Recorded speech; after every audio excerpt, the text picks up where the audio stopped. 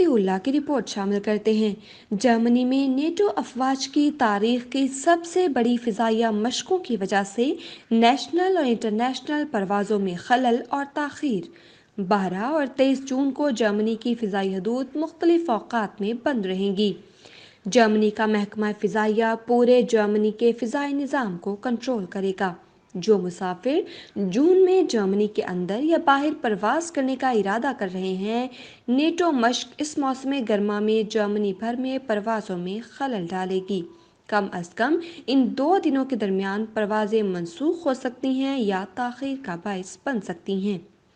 NATO تاریخ کی سب سے بڑی فضائی مشق شمالی بحر اوقیانوس کا معاہدہ تنظیم نیٹو جرمنی کے اوپر آسمانوں پر اقوام اور ان کی مسلح افواج کے درمیان تعاون کو بہتر بنانے کے لیے نیٹو کے 24 ارکان 10,000 فوجیوں پر مشتمل ایئر ڈیفینڈر 23-2020 ہوائی جہاز جرمنی کی فضاؤں میں محو پرواز ہوں گے۔ نیٹو کا کہنا ہے کہ ان مشقوں کا مقصد یہی ہے کہ ہم ہر وقت دفاع کے لیے تیار ہیں۔ ان مشقوں سے جرمنی کے لیے ہوائی سفر پر پابندی نہیں ہوگی۔